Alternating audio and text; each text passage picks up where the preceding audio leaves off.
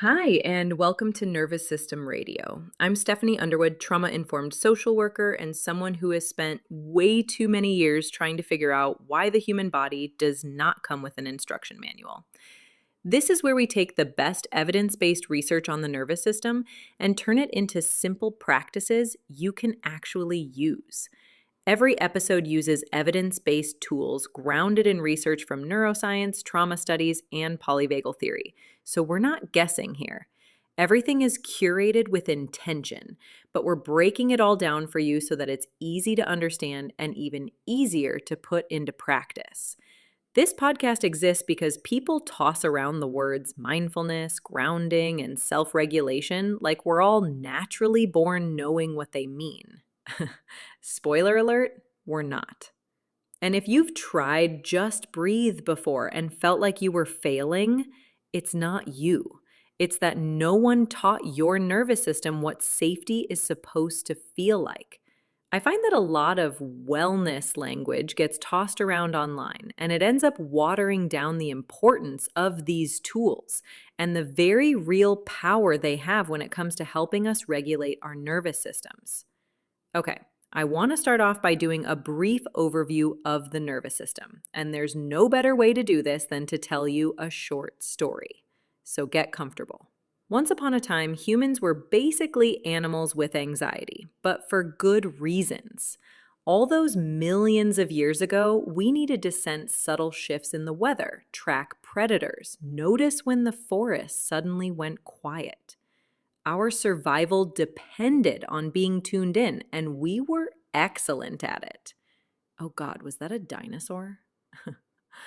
As I was saying, animals today are still excellent at it.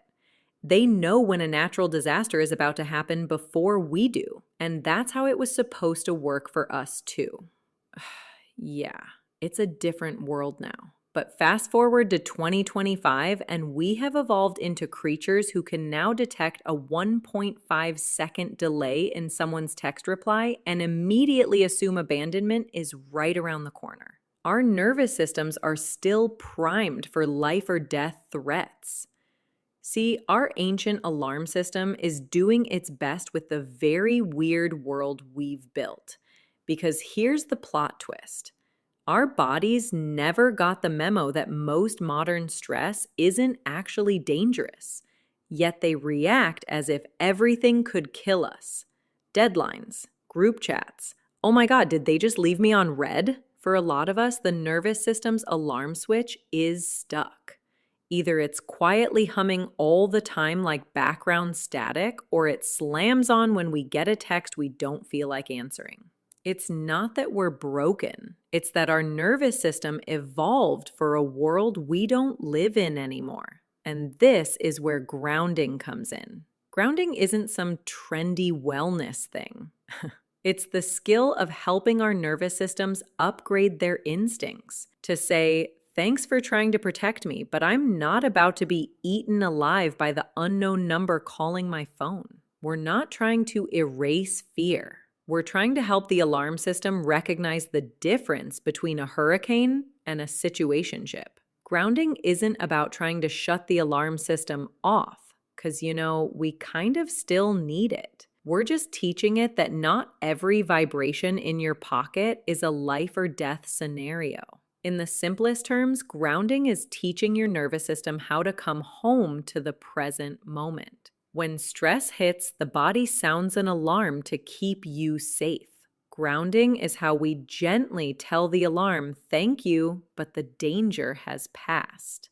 And so today, I want to do a grounding exercise with you. And the focus is on breath, because your breath is the remote control of your nervous system. Keep this in mind.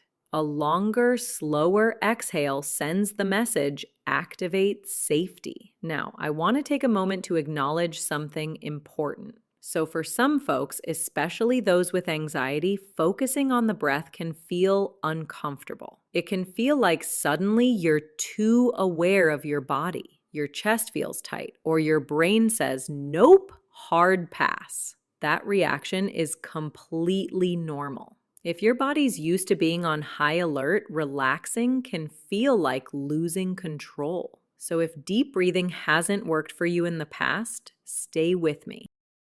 We are going to approach it in a way that respects your pace and your nervous system's boundaries. This is not about perfection. There isn't a gold medal for calmest person of the day.